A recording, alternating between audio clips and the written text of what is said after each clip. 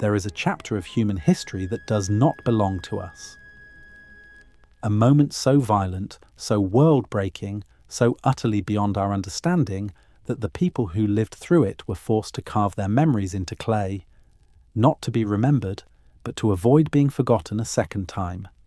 This is the story of a cataclysm that erased everything we once were, and the last king who tried to preserve the truth.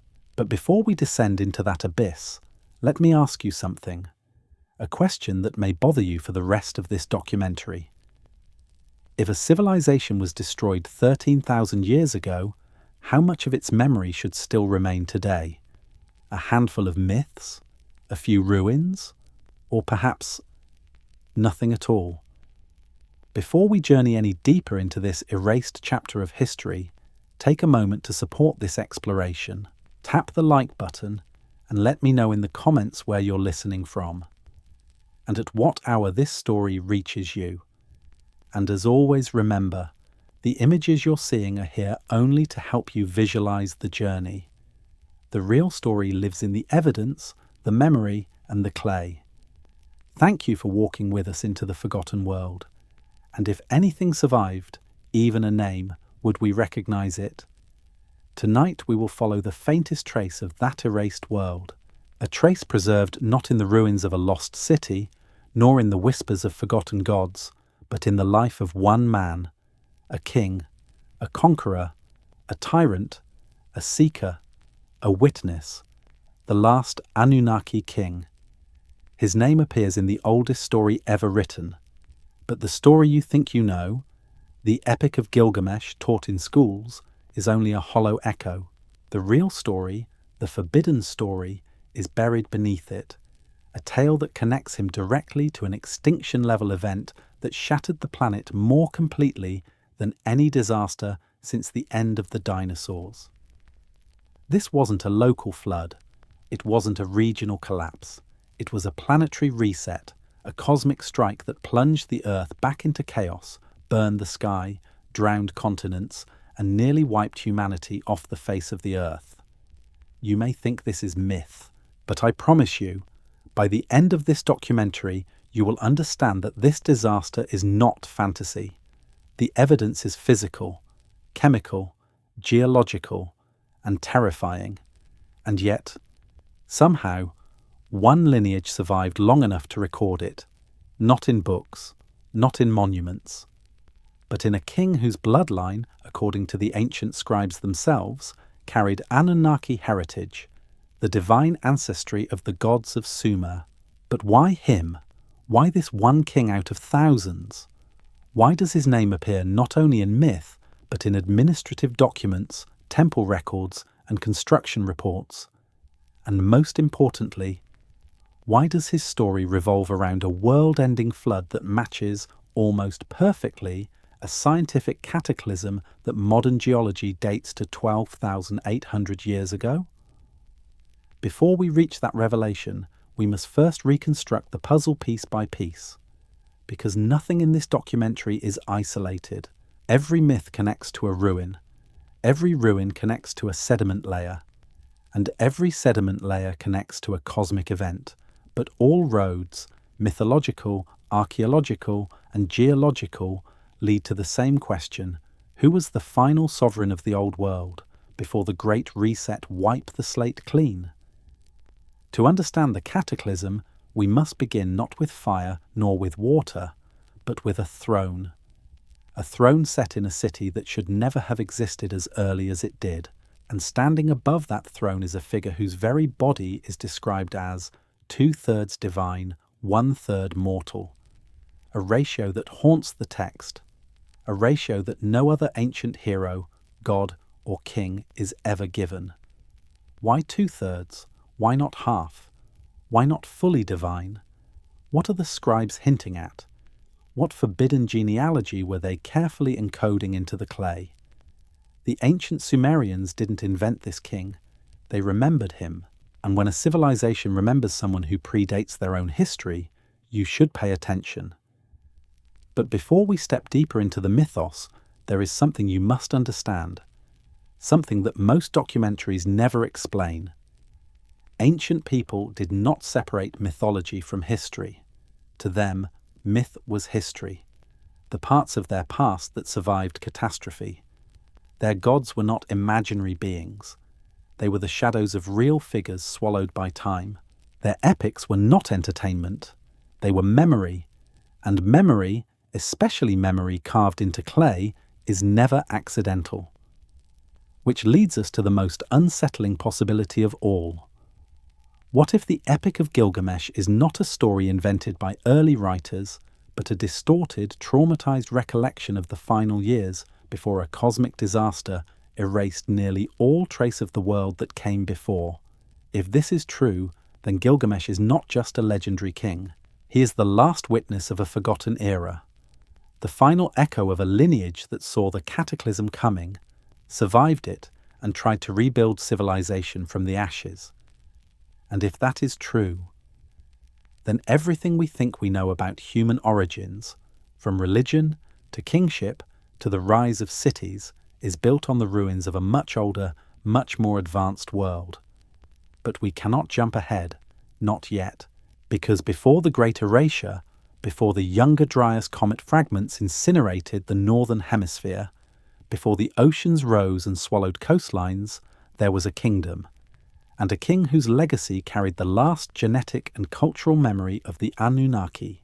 To discover him, we must peel back the layers of time and examine the single document that preserved his identity against impossible odds, a document written by terrified survivors who still remembered the world before the flood, a document known as the Sumerian King List.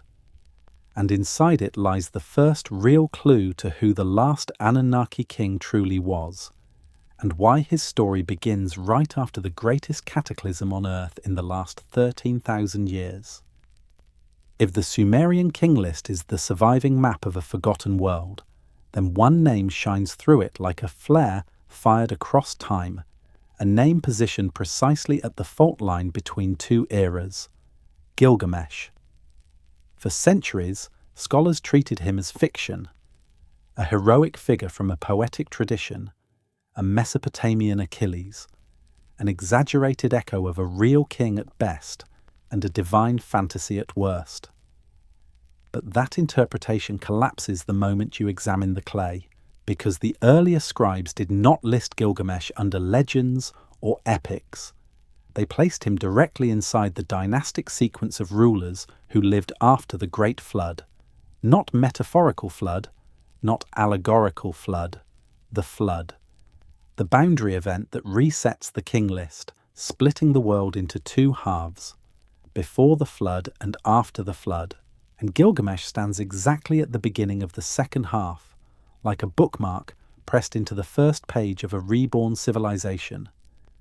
But what makes him the last Anunnaki king? To answer that, we need to read what the scribes wrote about him. Not the poets, the accountants, the temple administrators, the archivists, the people whose job was not to exaggerate but to document. They describe Gilgamesh with a ratio so bizarre, so unique, that no scholar has fully explained it. 2/3 divine, 1/3 mortal. Not half god, not descendant of a god, not chosen by the gods. 2/3 divine. What does that ratio even mean? Here is the part most historians avoid. Ancient Mesopotamians knew how to express lineage and parentage with stunning mathematical precision. Their sexagesimal base 60 number system was more advanced than ours. Their genealogies were structured, deliberate, rational. So when they wrote 2/3 divine, they were not being poetic. They were describing a biological heritage that set Gilgamesh apart from every king who came after him. He was not simply blessed by the gods, he was, according to them, of them. But here is the twist. The scribes also emphasize his mortality, his vulnerability, his fear of death. 2/3 divine, 1/3 doomed. It is this tension, this battle inside a single man, that makes him the final bridge between two ages, the era when the gods still walked among men, and the era after the cataclysm when they vanished forever. This is why the title, The last Anunnaki king fits him so precisely. He is the last ruler described with divine lineage before kingship becomes fully human. He is the last figure whose ancestry is traced directly to the divine pantheon, not metaphorically, but genealogically, as if he belonged to a fading bloodline. And this is where the mystery deepens, because the scribes did not merely call Gilgamesh divine. They named his parents, they listed his lineage, they wrote the details into temple records, not tales. His mother, Ninsun, a goddess. His father, Lugalbanda, a previous king who is also given semi-divine status. But why would the scribes emphasize this so aggressively? Why create a mathematical ratio for a king's divinity? Unless they were trying to preserve a biological memory, a genetic memory, a memory of a time when rulers were not wholly human. And here is where the narrative aligns with something far older than Sumer. Across cultures, across continents, across oceans, every early civilization records a time when the gods, or the Shining Ones, lived among mankind, taught them civilization, and then vanished, often after a great disaster.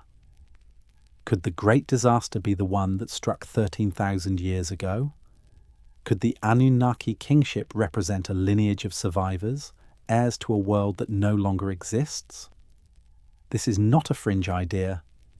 It is what the ancient texts themselves claim. But there is something even more fascinating. Gilgamesh is not the first king in the king list. He is the first plausible king after impossible reign lengths end. Before him, kings ruled 18,000 years, 28,000 years, 43,200 years. No human can rule that long. We know that. But those kings belong to the antediluvian world, the world before the Great Flood. When the flood happens, the reign lengths collapse. Suddenly rulers live 100 years, 60 years, 30 years, human numbers. And Gilgamesh appears right at the transition. He is the first ruler who is simultaneously biologically divine in the text, historically real in the archaeology, and psychologically human in the epic. He is the final echo of a race that ended with the Cataclysm and the first king of the world reborn after it. But here is where the story takes a turn that few people expect. For centuries, academic historians doubted Gilgamesh's existence. He was a myth, they said, a literary character, a heroic fiction. Then the evidence began to surface. On a clay tablet found in the ruins of Nippur, a dry administrative text mentions Gilgamesh and his son Ur-Nungal, who rebuilt the temple of Ninlil. Not myth, not allegory, a construction report. Elsewhere, tiny seals appear with titles like Servant of Gilgamesh.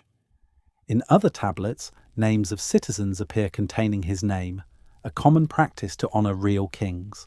Piece by piece, the myth collapsed and the man emerged. But the most astonishing clue is this. His city, Uruk, does not behave like a city built by a primitive culture just learning how to build. It behaves like a city built by people recovering knowledge they already possessed. But to understand how Uruk became the greatest city on Earth and why its rise signals the end of the Anunnaki age, we must now step into its walls. Because inside that city lies the clearest fingerprint of the civilization that came before the Cataclysm. History begins in Sumer. That is what we were taught. But the Sumerians themselves said something far more disturbing. History only begins after the flood. Everything before it belonged to another world, a world effectively erased. The single surviving record of that erased world is the Sumerian king list. It is, without exaggeration, one of the strangest documents ever written. It behaves like a historical record, reads like a political register, yet contains reign lengths so impossible, so inhuman, that modern researchers still do not know what to do with it. But the ancient scribes were not confused. They wrote exactly what they believed. Kingship descended from heaven, not metaphorically, not symbolically, literally as the first line insists. Then the list begins. Cities, dynasties, rulers. But the lengths of their reigns break every rule of biology. Thousands of years, tens of thousands. Numbers that belong not to human life cycles, but to geological time. It is tempting to dismiss them. Most scholars do. But here is the problem they rarely acknowledge. The Sumerians were not fools. They were the first mathematicians, the first astronomers, the first bureaucrats, the first record keepers. They calculated planetary cycles with a precision that still astonishes scholars today. So why would they record absurd reign lengths unless they were preserving something they themselves did not fully understand? What were they trying to protect? The King List is not a mythological poem. It is not an epic. It is not a ritual text. It is, in every version we have found, a political document, a legal archive, a statement of legitimacy. Something scribes copied for more than 1,000 years because it mattered. And what is it legitimizing? Nothing less than the right to rule in a world rebuilt after annihilation. About halfway down the King List, something abrupt happens. Then the flood swept over.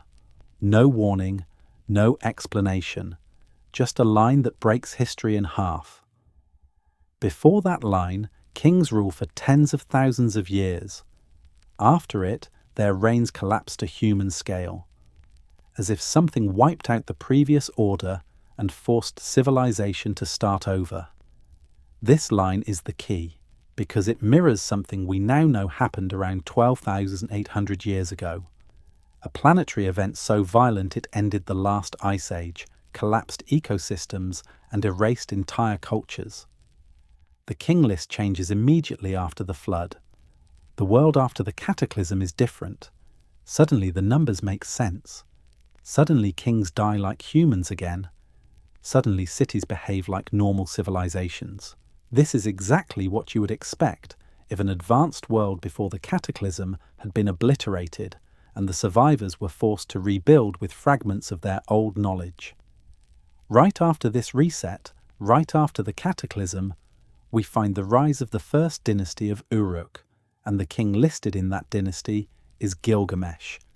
Not a god, not a myth, not a poetic invention, but the king who ruled Uruk in the immediate aftermath of a global collapse. He appears exactly where you would expect the last heir of a divine lineage to appear. After the antediluvian rulers vanish and before full human kingship stabilizes. He is the final thread connecting two worlds. This is why his 2/3 divine ratio matters. It is not myth, it is mathematics, a genetic memory encoded in clay. For years, skeptics insisted that the King List mixed myth with politics. Then archaeologists uncovered a tablet that changed everything. A humble administrative record from Nippur that stated Gilgamesh and his son Ur-Nungal built the walls of the Tumul for Ninlil. This is not poetry. This is construction accounting. You do not place fictional characters in a government invoice. This tablet destroys centuries of doubt. Gilgamesh existed. His son existed. His projects existed. And it raises a deeper question. If Gilgamesh was real, how much of his story is real? To this day, no one can fully explain why the King List preserves impossible reign lengths. But consider the possibility the scribes themselves imply. The antediluvian kings may not have been human, or at least not human as we understand the word. The flood that separates their era from ours may not have been local. It may have been the global cataclysm reflected in myths across the world and in geology as the Younger Dryas impact event. If this is true, then the King List is not simply a historical document, it is a survivor's ledger, a memory of a world destroyed, a record of rulers from a civilization that existed before the earth was reset by fire and water. And Gilgamesh is the figure who inherits the throne after that reset. If the King List is a bridge between two worlds, the world before the cataclysm and the world after it, then we must ask, What kind of society emerges directly after such destruction? A primitive tribe? A fragile settlement? No. Uruk, a city so advanced, so sudden, so explosive in scale that it feels less like an invention and more like a memory. To understand why, we must now enter the gates of Uruk itself, because inside its walls lies the clearest proof that the survivors of the old world were not starting from zero. They were trying to rebuild what had been lost. When archaeologists first uncovered the ruins of Uruk, they were not prepared for what they found. A city so vast, so sophisticated, so impossibly early that it rewrote everything we thought we knew about civilization. Uruk was not a village that slowly grew. It was not a settlement that gradually scaled up. It erupted, fully formed, on the plains of ancient Mesopotamia, like the memory of something lost resurfacing all at once. At its peak around 3200 BCE, Uruk covered more than 6 square kilometers, making it larger than classical Athens and rivaling early dynastic Egypt. Yet Uruk existed thousands of years before any comparable city. How? Why? Where did the blueprint come from? These questions lie at the heart of understanding how civilization restarts after a global cataclysm. Because if humanity truly lost nearly everything 13,000 years ago, then a city like Uruk should not exist. Not this early, not this fast, not this advanced. Unless people were not building from zero, they were rebuilding from memory. Let us begin with the most iconic structure of all, the walls of Uruk. According to the Epic, these walls stretched nearly 10 kilometers around the city and were reinforced by hundreds of semicircular towers. It sounds like myth, except archaeologists found them, layer upon layer of kiln-fired brick walls, fortifications so monumental they would challenge even Bronze Age engineering. Who were they defending against? Why were early humans capable of such coordinated labor? How did people at the dawn of history plan a city at this scale? The ruins suggest an answer. This was not the beginning of civilization. This was a restart.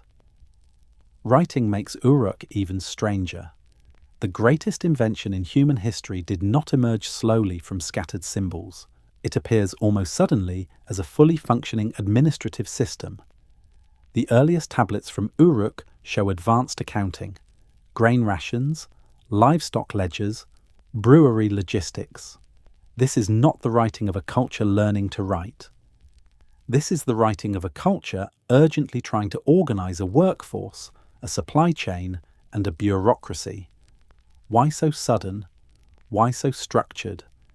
It is almost as if someone remembered a system and implemented it immediately. Archaeologists call these early symbols proto-cuneiform, but even the most skeptical admit the leap from tokens to writing occurred shockingly fast, perhaps too fast. Thousands upon thousands of beveled rim bowls have been found across Uruk. They look simple, even insignificant, but they reveal something profound. Uruk had industrial-scale production, standardized bowls, mass manufacturing, distribution systems, ration measurements. These bowls were used to pay workers in barley or beer, which means Uruk had a centralized economy with standardized units of labor compensation. This is not primitive. This is a labor system. A system that mirrors the ration-based economies of later empires, except Uruk did it first. Why? How did they know how to structure society in ways other civilizations learned only thousands of years later? Unless they were inheriting a model from a world that no longer existed. At the center of the city stood two massive temple districts. The Eanna precinct, the domain of Inanna, a complex of monumental buildings decorated with intricate clay cone mosaics requiring specialized knowledge and large coordinated labor teams. And the Anu Ziggurat, with its white temple, a terraced structure rising over the plain, a precursor to the great ziggurats of later ages, built with precision that should not exist at the very beginning of civilization. These temples were administrative centers, religious hubs, economic engines, training grounds for scribes, storage facilities, and ritual spaces. They were the prototypes for every ancient city-state to come. But once again the question rises, why does the prototype appear fully formed? Who designed the first monumental architecture? Who trained the first scribes? Who organized the first labor corps? Civilization should progress gradually. Uruk does not. Uruk explodes. The sudden appearance of Uruk mirrors something survivors do after a global disaster. They rebuild what they remember. They recreate systems that once existed in a world that was destroyed. Look again at the king list. The flood resets everything. Kingship begins again. New cities emerge, but the knowledge feels old. Uruk behaves less like the first city and more like the first successful attempt to rebuild civilization after the collapse. Which means Gilgamesh's dynasty did not invent the foundations of civilization. They inherited them. And this raises an even deeper question. Who preserved the knowledge through the cataclysm? Who were the survivors? Who taught humanity how to build cities, write texts, administer economies, organize labor, and resurrect the embryo of civilization? Sumerian texts give us a name, the Anunnaki, not as distant gods in the sky, but as culture bringers, the ones who descended, the last teachers of the human world before disappearing forever. To understand why Uruk emerged as it did, we must move from the architecture and walls to the tablets fired in their kilns. Because the next layer of the story is not written in stone structures, but in clay. Clay that survived fires that destroyed everything else. Clay that carries the oldest story on Earth, the story of Gilgamesh as it was meant to be understood. If Uruk is the body of the ancient world, then its clay tablets are the memory. Fragile, brittle, small, yet far more durable than the buildings that once housed them. And in a strange, almost poetic twist of fate, these tablets survived only because the libraries meant to protect them burned to the ground.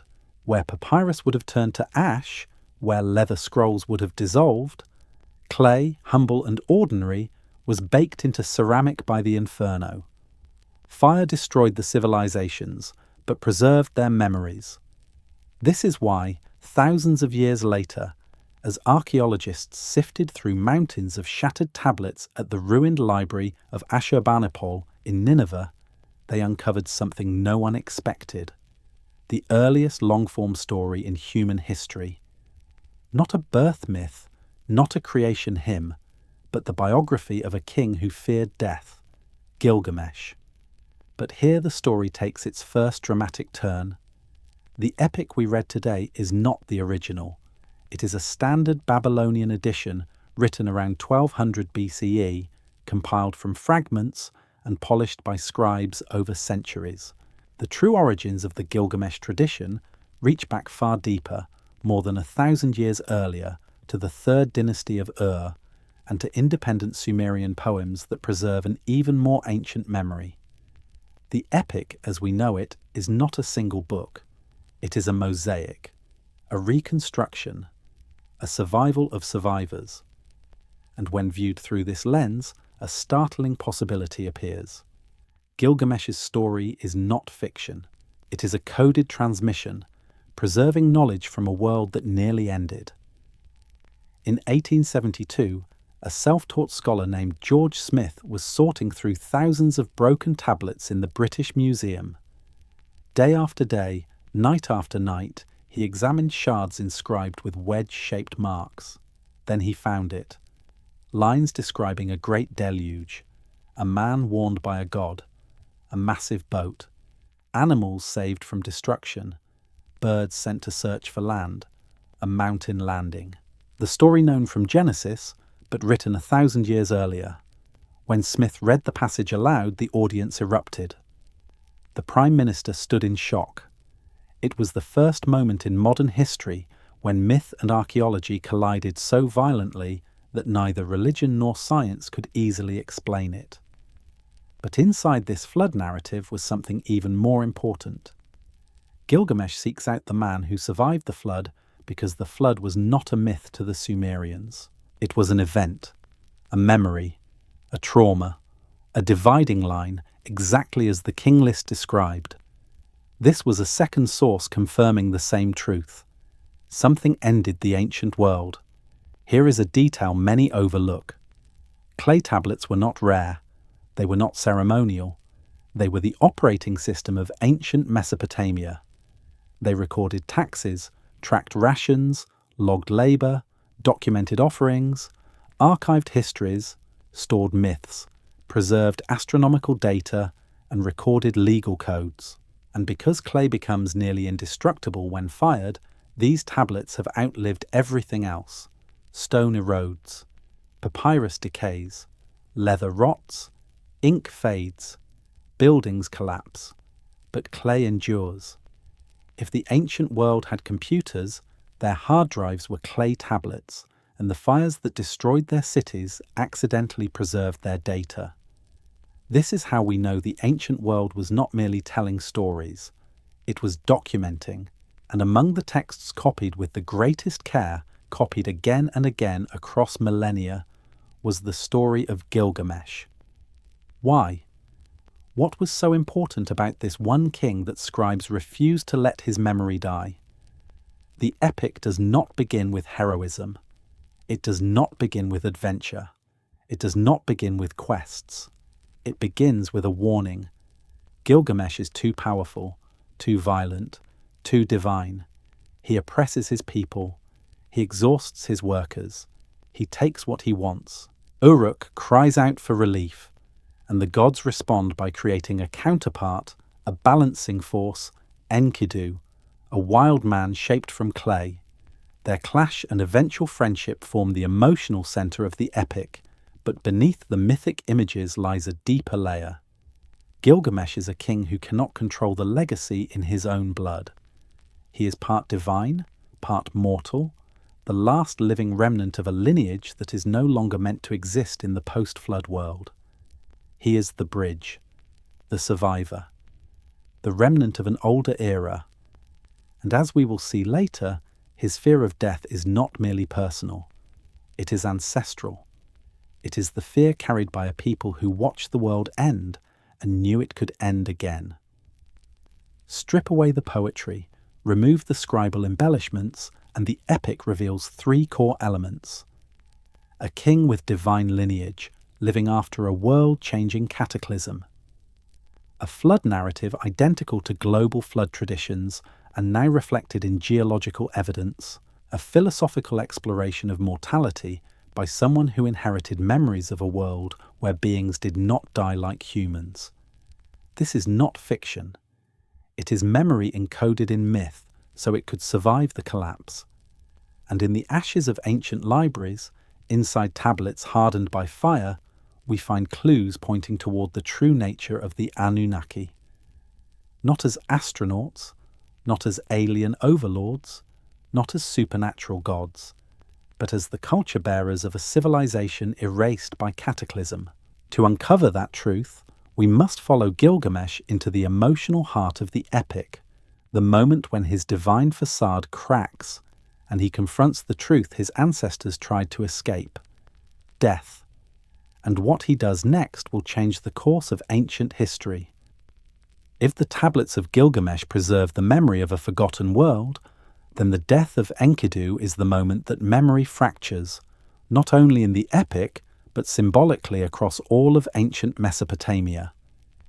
Enkidu is not just a character. He is the embodiment of a world that once existed before the cataclysm erased it. A world untouched, unbuilt, unbroken, raw, primal, natural, free. A world that no longer exists in the time of Gilgamesh. And when Enkidu dies, that world dies with him. To understand the magnitude of this moment, we must revisit how he enters the story. When the gods craft Enkidu from clay, they do not place him in a palace or among the streets of Uruk. They place him in the wilderness, among animals, running with gazelles, drinking from springs, living as humans once lived before cities rose and before memory was carved into clay. He represents the pre-civilized world, the world before architecture, before rations and writing, before the flood. Enkidu is the memory of what humanity used to be before the great cataclysm forced us into cities. Gilgamesh, on the other hand, is the symbol of what humanity became after the flood: organized, centralized, hierarchical, and fearful. The two men stand as mirrors reflecting two epochs of human existence. Their clash is not only physical, it is symbolic. The world that was meets the world that emerged. Their unexpected, profound friendship becomes the reconciliation of those two worlds. But beneath their companionship lies a deeper truth. Gilgamesh fears death. Enkidu fears civilization.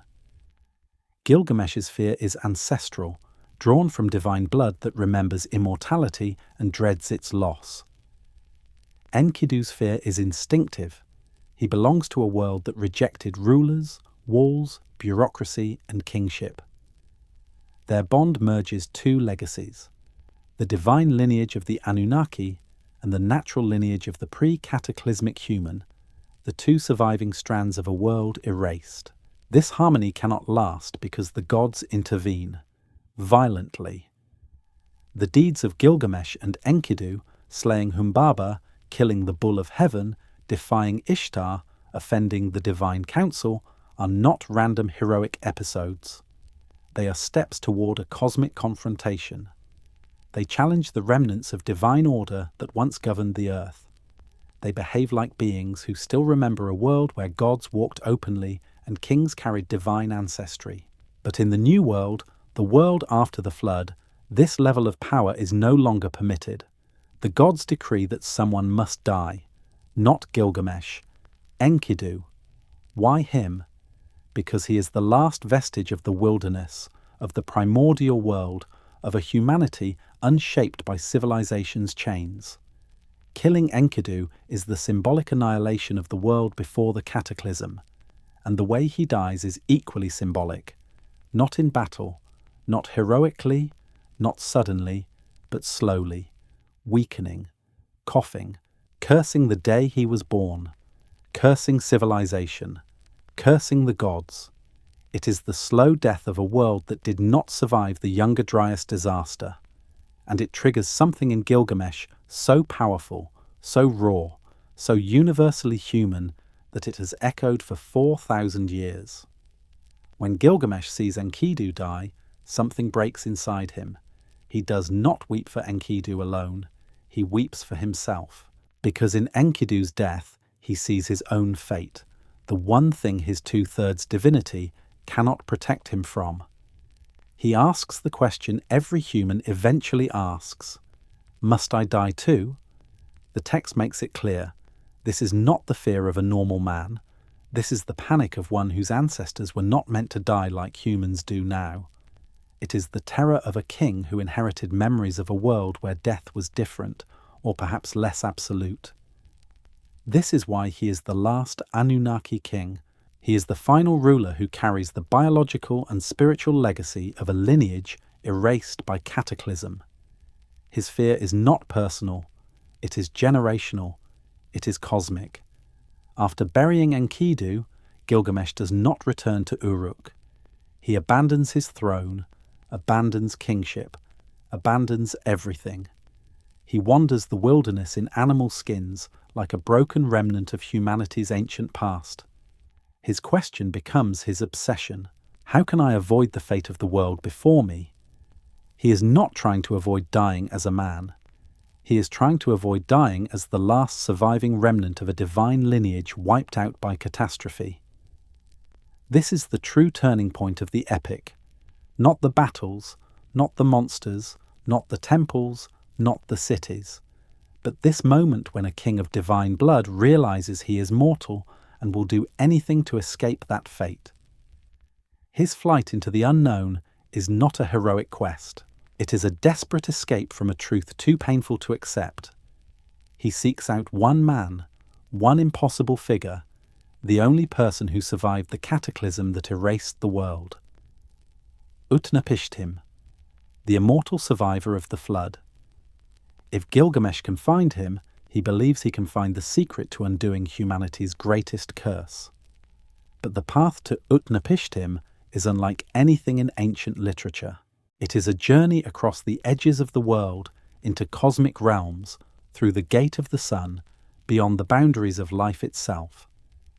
And it is here, in this impossible journey, that the epic reveals its deepest truth about what the ancients remembered of the world before it burned. When Gilgamesh leaves Uruk, he is not a king. He is not a hero. He is not even a man in the way the epic once portrayed him. He is a wounded creature, carrying the fear of an entire vanished world. His best friend has died. His divine lineage has betrayed him. And the mortality of humanity has sunk its claws into the last heir of the Anunnaki. In this state of terror and desperation, Gilgamesh begins a journey unlike anything in ancient literature. A journey that mirrors a descent into the underworld while still alive. A journey that may preserve fragments of the world that existed before the 13,000-year cataclysm erased it. The first stage of this journey takes him to the twin peaks of Mashu, the guardians of the horizon where the sun rises and sets. To the modern reader, this sounds symbolic. To a Sumerian, this was cartography. Mashu represented the edge of the known world, the cosmic frontier between mortal and divine realms. At these mountains, Gilgamesh encounters scorpion beings, hybrid guardians described as radiant as the sun, their glare death to humans. This imagery is not random. It is the language of a traumatized culture trying to describe blinding brightness, overwhelming heat, or forces associated with catastrophic events. If the cataclysm of 12,800 years ago truly involved atmospheric explosions, firestorms, and shockwaves, the imagery preserved here may be a mythologized memory of encountering forces no human could comprehend. The Guardians challenge him. Why is a mortal attempting to enter the path of the sun? Why seek forbidden knowledge? But when they see the divine blood in his veins, they open the gate. This moment is crucial because it shows that Gilgamesh's fading Anunnaki lineage still grants him access to secrets denied to ordinary humans. After passing the gate, Gilgamesh enters a tunnel that the epic describes with terrifying clarity. 12 leagues of total darkness. No light, no sound, no direction. Only the fear that the sun, returning through the tunnel at dawn, will erase him completely.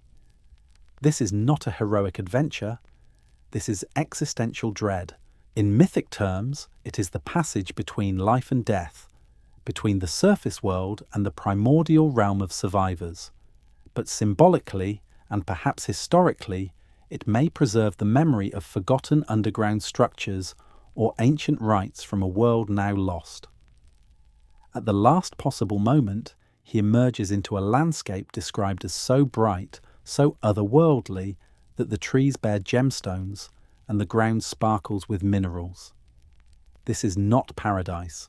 This is the memory of a burned world, a landscape of glassified sand, melted minerals, and fused earth left behind by cosmic fire. To the survivors of a comet impact, the world must have looked exactly like this, a glittering wasteland misunderstood by later generations as divine beauty. At the far edge of this strange land stands Siduri, the divine alewife, a figure of wisdom and warning. When she sees Gilgamesh, she recoils. He is filthy, starved, wild-eyed, a king reduced to something barely human. She mistakes him for a madman because no mortal is meant to come this far. Gilgamesh begs her for help. He must find Utnapishtim, the one man who escaped death. Siduri tells him a truth older than any civilization. The life you seek, you will never find. She urges him to cherish his spouse, cherish his child, eat, drink, dance, and accept the human condition. This is the oldest written form of the idea we now call carpe diem. But Gilgamesh refuses. He is not seeking meaning. He is seeking escape. Escape from mortality. Escape from the fate of a world doomed to die. Seeing she cannot stop him, Siduri gives him one final direction. He must cross the waters of death. This is no ordinary sea. It is the cosmic boundary between the mortal world and the domain of immortality. To cross it, he must find the ferryman Ur-Shanabi.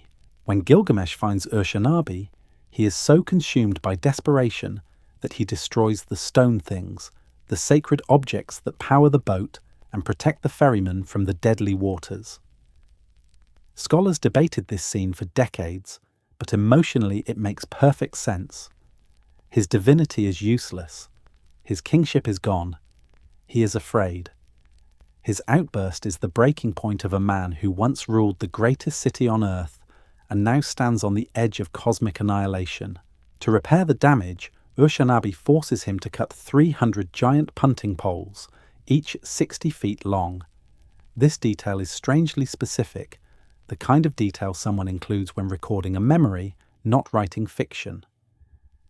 Gilgamesh pushes the boat through the toxic waters, careful not to let a single drop touch him. This is not just myth. It is ritual. It is memory wrapped in symbolism. When the final pole breaks, when the last hope seems gone, Gilgamesh sees a distant figure on the far shore.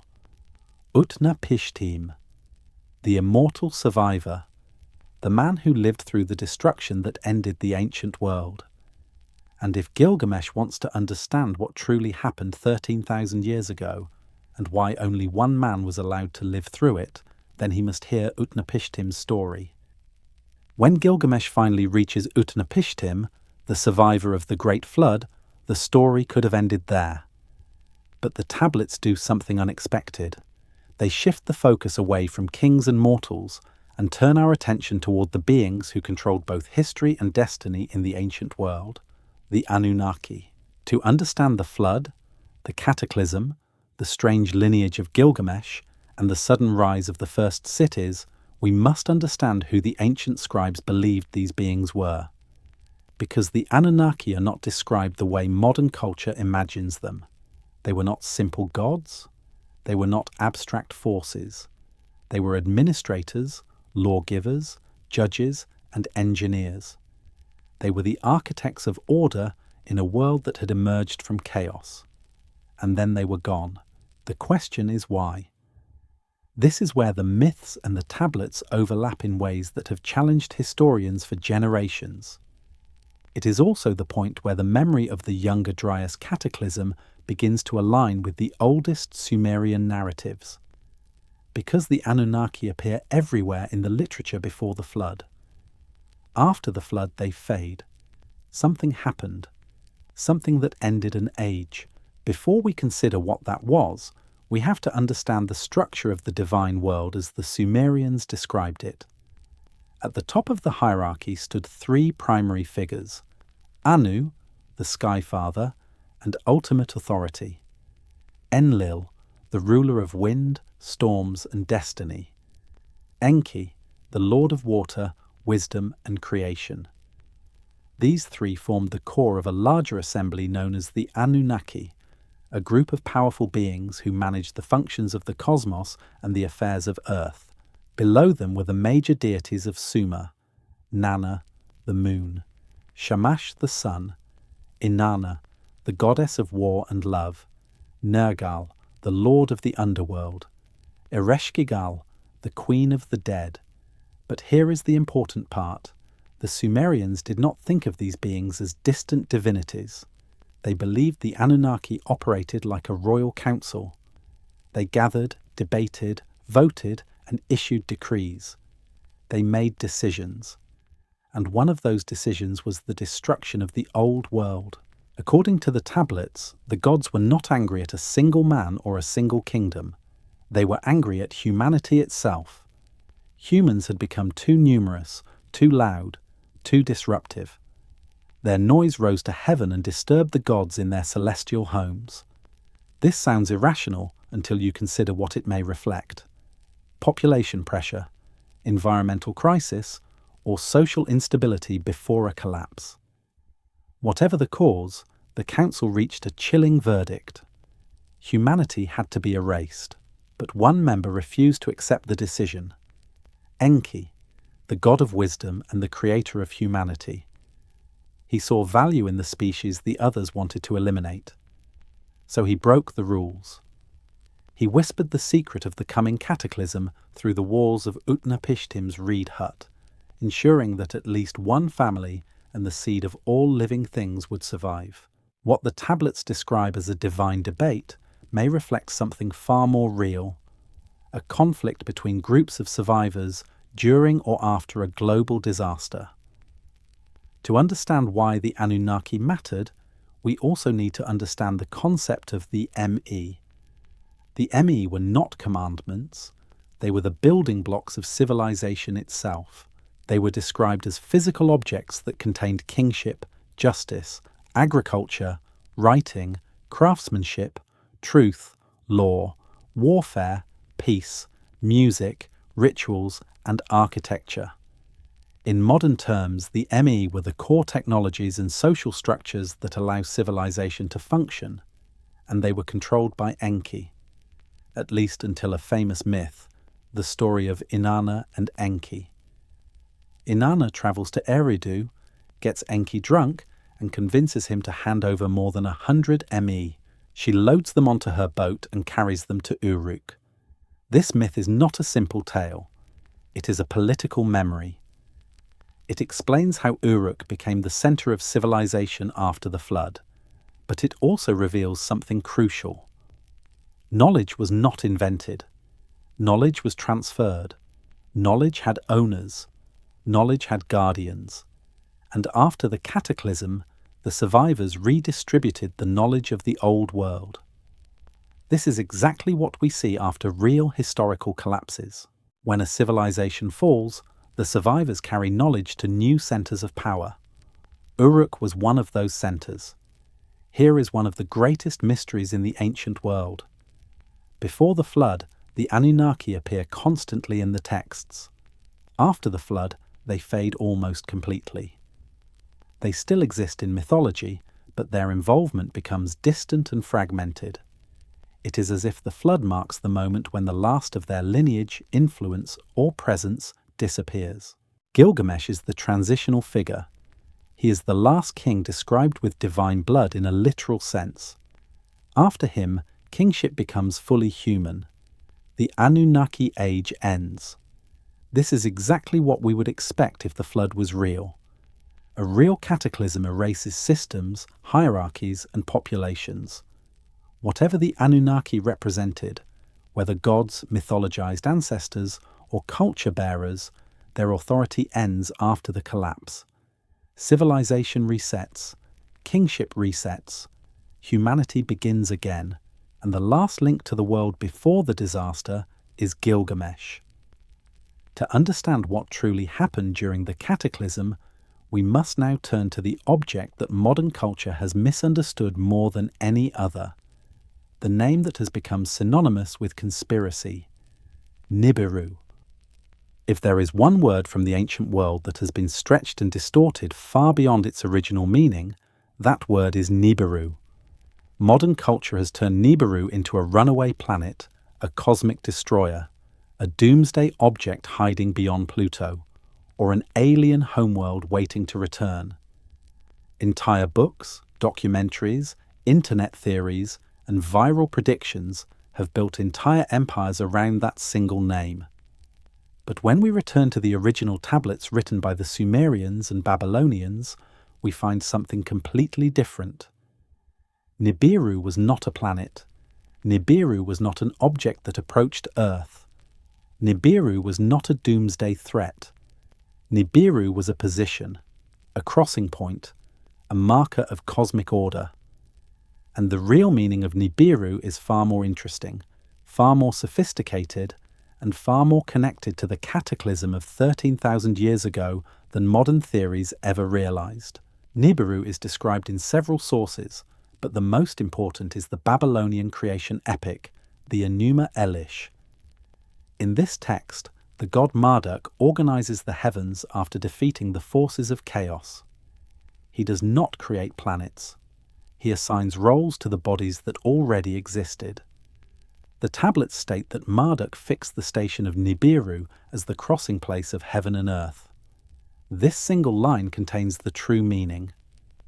Nibiru is the crossing, where paths intersect, where celestial lines meet.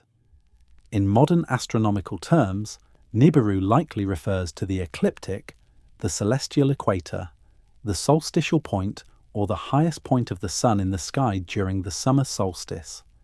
This is not speculation. Ancient star lists, such as the Emule Apin, identify Nibiru as the star or celestial position marking the turning point of the year. Because of precession, this star changed over time. That is why Nibiru is sometimes associated with Jupiter, sometimes with Mercury, and sometimes with a bright star near the zenith.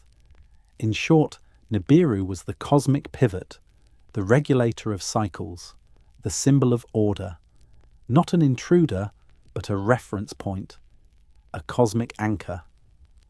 The modern idea of Nibiru as a rogue planet did not come from ancient texts. It came from modern reinterpretation. In the 1970s, an author named Zecharia Sitchin proposed that Nibiru was a 12th planet with a huge elliptical orbit of 3,600 years. He claimed it would someday return near Earth, bringing destruction or alien contact. But there is a serious problem. Ancient texts never describe Nibiru as a planet, not once. They never mention an orbit. They never describe it approaching Earth. They never describe beings from Nibiru. They never connect Nibiru to disaster. Sitchin assigned meanings that do not appear in any Akkadian or Sumerian dictionary. He redefined astronomical terms to fit a dramatic narrative. Historians, linguists, and astronomers agree on one point. Nibiru, in the ancient world, was not a planet. So why did the idea catch on? Because people sensed something real. Not in the fiction, but in the fear. Humanity carries a deep, subconscious memory of an ancient catastrophe, a global trauma, a moment when the sky seemed to fall and the world nearly ended. Sitchin offered a story that felt like an explanation for that fear. But the real answer does not lie in a wandering world. It lies in a very real cosmic event that struck Earth at the end of the last ice age. If we want to understand Nibiru, we must understand what it meant to the ancient mind. To ancient people, the sky was not empty. It was a precise and regulated machine. The gods were not distant beings. They were the forces that kept this machine aligned. Nibiru was the keystone of that machine. It marked where the sun reached its highest point, where the sky divided its seasons, where cosmic order held firm, where the gods controlled the movements of heaven. It was associated with Marduk, not because he lived on a planet called Nibiru, but because he represented the power that restored stability after chaos. Nibiru was the sign that the world was still functioning, the guarantee that the cycles held steady. And this becomes crucial because there was one moment in ancient history when everything did break. A moment recorded in ice cores and sediments and myths around the world. A moment when the cycles failed, when the sky seemed to burn, when the world fell into darkness, when continents drowned, when animals and cultures vanished. In other words, a moment when the world seemed to lose its Nibiru. The Younger Dryas impact event, the cataclysm that ended the old world and forced humanity to begin again. The Sumerians placed the flood, the destruction of the old world and the resetting of kingship at the exact point where celestial order had to be recalculated. They were trying to rebuild the sky. They were redefining the crossing. They were restoring the cosmic pivot. This is not coincidence. If the ancient survivors lived through a celestial catastrophe, the natural response was to re-establish order in the heavens. That is Nibiru. Not a destroyer, but the symbol of restored stability, the mark of a sky repaired after chaos. The real Nibiru is not a planet waiting to strike Earth. It is a memory of a time when the heavens had to be rebuilt because Earth itself had violently changed. To understand what caused that change, we must now turn to the modern figure who turned Nibiru into a global phenomenon and accidentally hid the older truth behind it.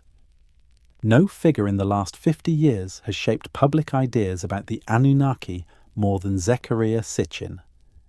His books, beginning with The 12th Planet in 1976, launched a wave of speculation about ancient astronauts, extraterrestrial engineering, and a rogue world called Nibiru. For millions of readers, Sitchin transformed Mesopotamian deities into alien overlords and recast flood myths as accounts of interplanetary tragedy. But here is the uncomfortable truth that both scholars and enthusiasts avoid. Sitchin was wrong about the ancient texts, but he was right about something deeper. He was wrong in the specifics, the language, the astronomy, the translations, the planetary claims. Yet he was right in sensing that the ancient world was reacting to a real event, a real shock, a real destruction. His mistake was misunderstanding the cause. He imagined a rogue planet. He imagined alien miners coming for gold. He imagined a 3,600-year orbit. He imagined technological gods. None of this appears in the tablets, and yet the popularity of his books reveals something important. People felt a gap in our history. They sensed something missing. They sensed a trauma deep in humanity's past that traditional history had not explained. Sitchin filled that gap with a dramatic extraterrestrial narrative. It was not accurate, but it was compelling. And more importantly, it pointed toward a truth that science would rediscover decades later. The ancient world really did experience a catastrophic reset.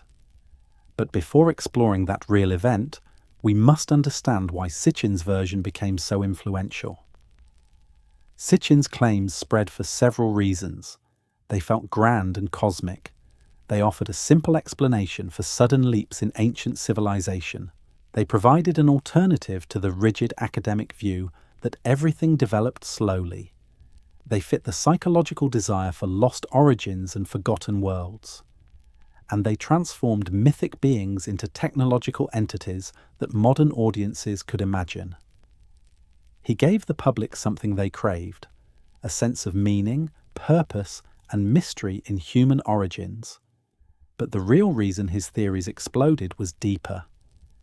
He offered a story that matched our inherited fear of destruction. Across cultures, humans remember a time when the sky fell, when fire rained down, when the oceans swallowed the land. Flood myths, fire myths, sky serpent myths, and world-ending stories appear everywhere. Sitchin connected these stories to aliens and planets. The truth is simpler and far more terrifying. The sky did fall. But it was not Nibiru. It was something real. Before we look at that event, there is one more misconception that must be addressed. One of Sitchin's central claims was that the Anunnaki were extraterrestrials who engineered humans as a labor force. He argued that words for gods were references to astronauts, that flying sky chambers were spacecraft, and that ancient symbols represented technology. But when linguists examine the original Sumerian and Akkadian terms, these claims do not hold up.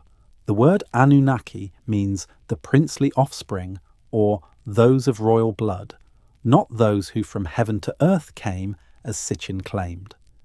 This does not mean the myths are simple or naive, but it does mean the ancient texts describe something very different from the aliens of modern science fiction.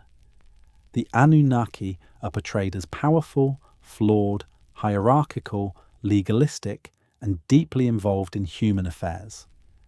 They behave like a ruling class, not like space travelers. The mistake in Sitchin's theory was not that he looked for something extraordinary in the ancient world. The mistake was assuming the extraordinary had to come from another planet. The real origins of the Anunnaki myths lie in a much older trauma and a much closer catastrophe. Everything in the tablets becomes clearer when we remove the extraterrestrial misinterpretations. Another key piece of Sitchin's theory claimed the Anunnaki used a rogue planet to time floods or disasters. But this idea appears nowhere in the texts. The flood in the Epic of Gilgamesh, the Atrahasis story, and the Sumerian flood account is caused by a decision of the divine council, not by a celestial body entering the system. Nothing describes or implies an approaching planet. What the tablets describe is a decision, a judgment, a reset. Ancient cultures often reinterpret natural disasters as divine decisions. A volcanic eruption becomes punishment. A drought becomes an omen. A flood becomes a decree from heaven. The Sumerians were likely doing the same thing. They were remembering a real flood and explaining it in the only language they had, the language of divine will. The cataclysm was real, but its cause was not a wandering world. It was something else entirely, something that left behind chemical signatures, ash layers, and planetary scars. Despite his errors, Sitchin grasped two profound truths. The ancient world experienced a catastrophic event, and that event left a permanent psychological scar on humanity. But instead of turning to geology and impact science, he turned to outer space. His mistake was the direction, not the intuition. Because once you erase the rogue planet and the extraterrestrial details, a powerful question remains. What kind of disaster could affect the entire planet? What could erase civilizations so completely? What could create global flood myths remembered for 10,000 years? What could wipe out the old world but leave just enough survivors to rebuild? Modern science has the answer, and it is not speculation. It is visible in ice cores, sediments, and the extinction record. It is the Younger Dryas impact event, the cataclysm that ended the world that came before. For thousands of years, myths around the world have told the same story. A story of fire in the sky. A story of a flood that drowned continents. A story of darkness, chaos, and the end of an age. The Sumerians remembered it. The Egyptians remembered it. The Greeks remembered it. The Maya, the Hopi, the Norse, the Hindus, the Chinese. Nearly every culture preserved a memory of a world-ending disaster. For centuries, these stories were dismissed as imagination. Then geology caught up with the myths. In the last 2 decades, scientists studying ice cores, sediments, magnetic grains, nanodiamonds, melt glass, and extinction patterns discovered something extraordinary.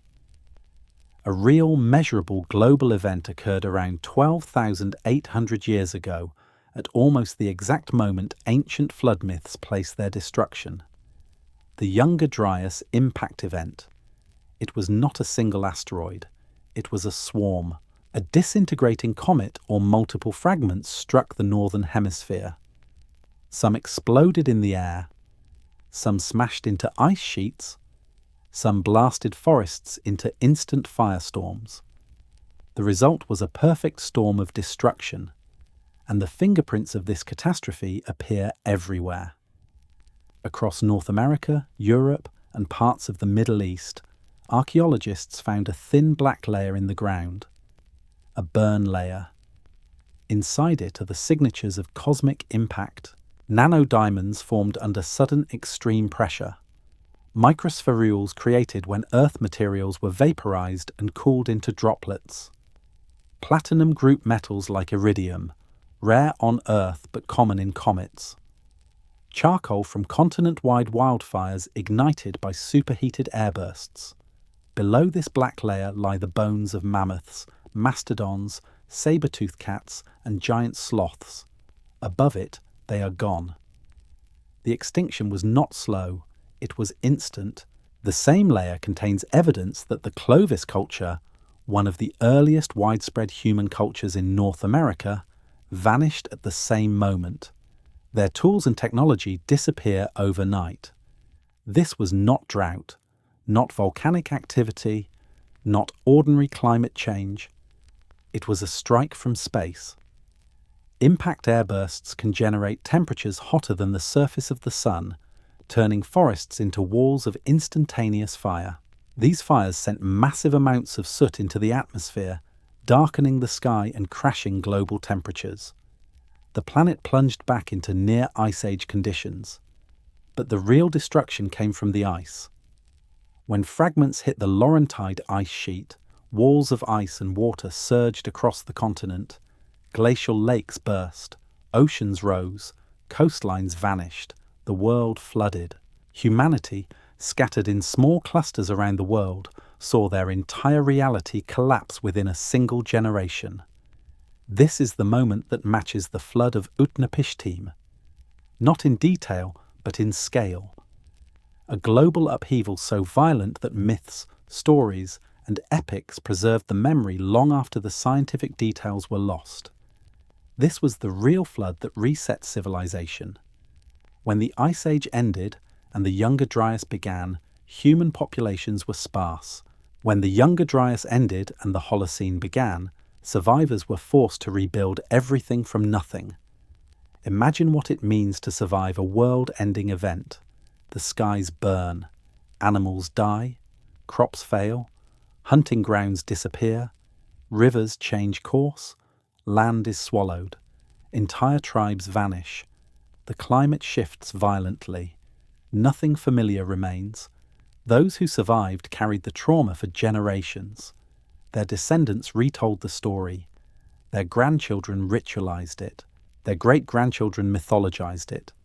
Eventually, these memories became the Sumerian flood, the biblical flood, the Greek ages of men, the Zoroastrian fires, the Hindu pralaya cycles, the Norse Ragnarok, the Maya sky serpent, the Hopi world cleansings. One trauma, many stories. When the dust settled and the climate stabilized, the world entered the Holocene, the warm period we still live in today. Within a few thousand years, agriculture appeared, villages formed, and eventually in Mesopotamia, the first true cities emerged. This is the moment Uruk rises, and now the mystery becomes clear. Civilization did not appear slowly. It appeared suddenly, abruptly, without the long developmental curve we expect. Archaeologists have been puzzled by this for decades, but when we understand that the Younger Dryas impact destroyed whatever came before, the sudden rise of Uruk makes sense. Civilization was not invented, it was rebuilt. It was the second attempt, and the people who rebuilt it were not blank slates. They carried fragments of memory, fragments of knowledge, fragments of a world that no longer existed. If the Emi myths represent preserved cultural knowledge, if the flood stories represent real geological trauma, if the king list preserves rulers before and after the event, if the Epic of Gilgamesh encodes the human response to mortality, then we are looking at something astonishing. A story of human civilization interrupted, erased, and reassembled. And the last king who carried the lineage of the world before was Gilgamesh. But before we complete this reconstruction of the ancient cataclysm, one more chapter must be examined. The modern revival of the flood fear. The prophecy that captured global imagination. The moment humanity once again feared that Nibiru would return. The year 2012. The Younger Dryas cataclysm was not the end of the human story. In a strange way, it was the beginning. Because what followed was the most important transition in the history of our species. The rise of civilization. Not slowly, not gradually, but abruptly and explosively. And this sudden rise only makes sense if we accept a possibility that archaeology has resisted for decades. Humanity had help. Not help from aliens, not help from beings from distant planets, but help from the survivors of the world that existed before the cataclysm. Fragments of that earlier world still linger, not only in myths, not only in epics, but in stone and sediment, in ruins and rituals, in memory and architecture. Civilization did not appear out of nowhere. It appeared after everything had been wiped clean.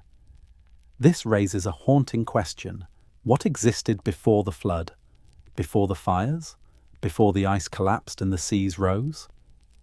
In southeastern Turkey stands one of the most extraordinary archaeological discoveries in history, Göbekli Tepe. It is older than Uruk, older than Egypt, older than Stonehenge, older than agriculture, older than pottery, older than every known civilization, and it dates back to the exact moment the Younger Dryas ended, about 11,600 years ago. The site contains massive stone pillars arranged in circles, carved with animals and symbols. Some pillars weigh several tons, yet there is no evidence of a farming society or a complex city that could have built them. Who built Göbekli Tepe? And how? It appears suddenly, fully formed, with techniques far beyond what is expected of simple hunter-gatherers. Then mysteriously, the builders buried it, deliberately, under thousands of tons of soil. It is as if they were preserving something for the future, a message, a memory, a monument to a world already lost. Göbekli Tepe looks less like the beginning of civilization and more like the final echo of a civilization that survived a catastrophe. Anthropologists studying post-collapse societies note a consistent pattern. After a massive disaster, two types of survivors remain: those who survive by luck and those who survive because they saw it coming. The first group lives through the chaos by chance, carrying no long-term knowledge beyond immediate survival. The second group is far smaller. These are the ones who understood the cycles of the sky, the changes in the seasons, the signs of nature, or warnings passed down from earlier generations. These people would have been able to migrate, prepare, or protect knowledge. They become the culture bearers, the teachers, the priests, the architects, the sages, the ones who carry fragments of knowledge across the Dark Age. These are the individuals remembered in ancient cultures as semi-divine, not because they were gods, but because they remembered what everyone else had forgotten. The Sumerians called them the Apkallu, the Seven Sages. The Babylonians called them the Antediluvian Kings. The Greeks remembered the survivors of the Age of Titans. The Egyptians spoke of the Shemsu Hor, the followers of Horus. The Maya remembered the first people of the dawn. Every culture remembers a few individuals who carried the light of knowledge through the darkness. Gilgamesh was descended from that lineage, not literally a demigod, not an immortal, but a man whose ancestry reached back to the last remnants of the world before. Once the Younger Dryas ended, the earth warmed rapidly. Forests and grasslands returned. Rivers stabilized. The coastline formed the shape we recognize today. Survivors began to settle. Agriculture appeared. Villages formed. Trade networks emerged. Temples rose. Cities followed. All of this happened faster than any normal evolutionary or cultural process should allow. This abrupt shift is one of archaeology's greatest mysteries. Why did humans, after hundreds of thousands of years of simple survival, suddenly invent writing, architecture, astronomy, law, and kingship? The simplest explanation is that they did not invent it. They remembered it, or at least some of them did. Civilization does not grow evenly. It appears where concentrated pockets of knowledge survive. After the Cataclysm, those pockets were few. Göbekli Tepe was one. Cataluyuk was another. Early Nile settlements were another. And Mesopotamia, with the sudden rise of Uruk, was perhaps the most dramatic. These places appear like islands of memory emerging from the flood. If the world before the Younger Dryas had cities, knowledge, and social structures, then the survivors would have carried fragments of that world into the new one. Gilgamesh was the final heir of one such fragment. When the survivors gathered, they rebuilt. When they rebuilt, they reorganized. And when they reorganized, they created something new from something old. Uruk was the first successful attempt. Its kingship, temples, bureaucracy, and writing system all appear as if drawn from a memory of a lost blueprint. This is why the rise of Uruk is so sudden. It was not a beginning, it was a restoration. And Gilgamesh was the king who stood at the threshold, the last to carry the memory of the world before the flood, and the first to rule the world after. But one chapter still remains, a chapter that brings the fear of ancient catastrophe into our own modern age, because the fear of the flood, the fear of cosmic disaster, the fear that the world could end again did not disappear. It resurfaced in our time. In the year 2012, humanity once again looked to the sky and waited for destruction, for the return of Nibiru. Human history is a story with a missing chapter. The oldest myths hint at it, the tablets whisper it, the ruins point toward it, the geology confirms it, the sky remembers it, and the Epic of Gilgamesh encodes it. A world existed before ours, a world erased. The Younger Dryas cataclysm was not an ordinary disaster. It was not a flood caused by rain or a storm caused by winds. It was not a tragedy caused by human failure. It was a cosmic strike, a moment when the earth itself was wounded. Fire fell from the sky. Ice sheets exploded. Oceans rose. Lands vanished. Entire species disappeared. Cultures were swept into extinction, and yet humanity survived. But survival came with a cost. We lost our memory.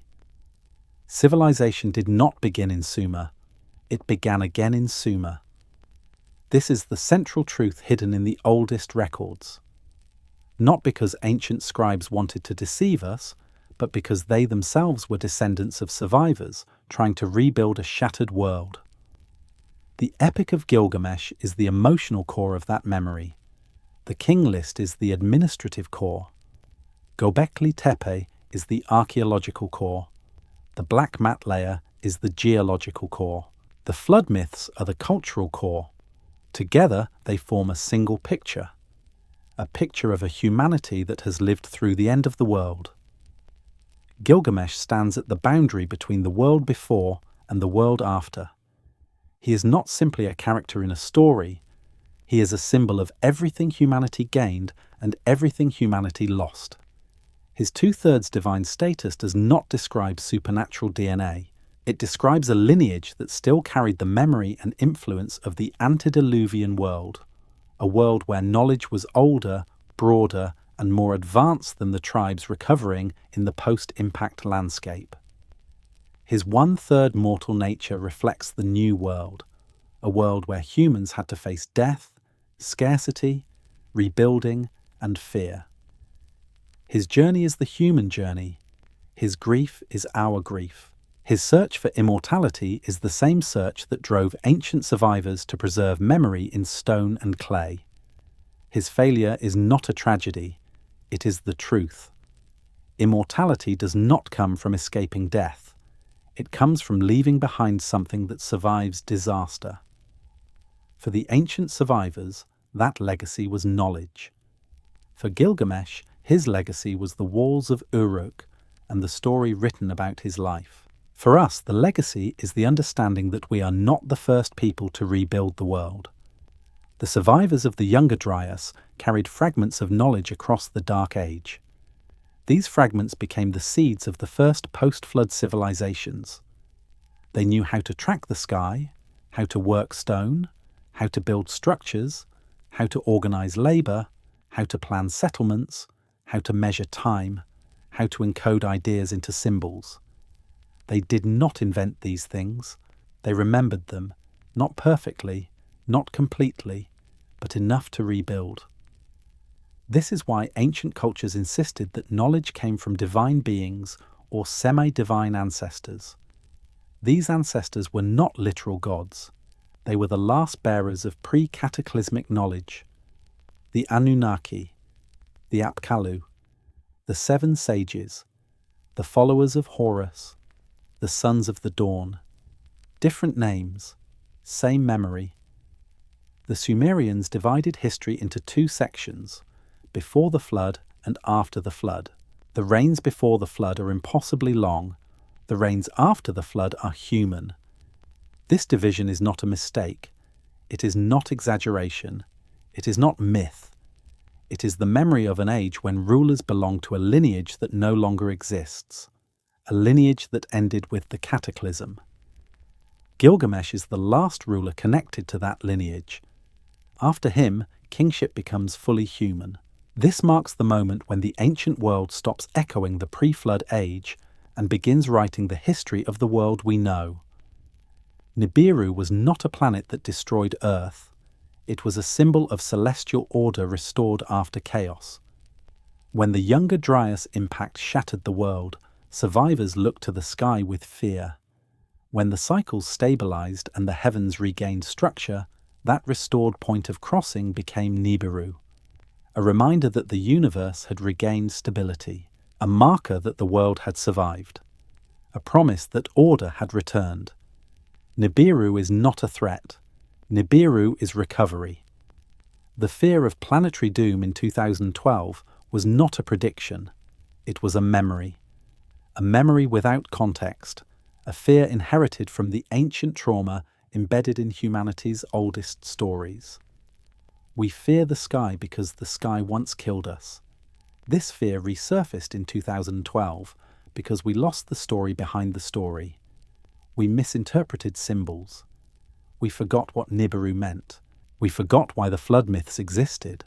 But the fear itself was not new. It was ancient. After everything we have uncovered, one question remains. Why did the memory of the cataclysm survive so clearly? Because the people who lived through it wanted us to remember. They carved tablets. They built monuments. They recorded names. They encoded warnings. They passed myths across generations. They raised pillars. They built cities. They wrote epics. They wanted the future to know one truth. The world ended once. It can end again. But it can also be rebuilt. The Epic of Gilgamesh begins and ends with the same instruction. Look at the walls of Uruk. This is not arrogance, it is a lesson. Everything dies. Every king, every city, every civilization, every world. But ideas survive. Memory survives. Knowledge survives. Stories survive. Warnings survive. Gilgamesh did not find immortality in the way he sought it, but he achieved the only form of immortality humans ever obtain. He preserved the memory of the world before the cataclysm. He preserved the trauma of the flood. He preserved the lessons of the survivors. He preserved the blueprint of civilization. He is remembered not because he escaped death, but because he carried the last light of the old world into the new one. We are the inheritors of that light. The chapter of history that was erased still pulses beneath our feet, in our myths, in our ruins, and in the stories carved into clay. And now that we understand it, the burden passes to us, to remember, to learn, to question, to prepare, to build, to endure. Just as the survivors did 13,000 years ago, and just as the last Anunnaki King tried to teach us. If this journey into the forgotten world spoke to you, take a moment to help keep it alive. Share this story, leave a comment, and let us know what part stayed with you. And if you want to walk with us into more lost chapters of human history, remember to like this video, subscribe, and turn on notifications so you do not miss what comes next.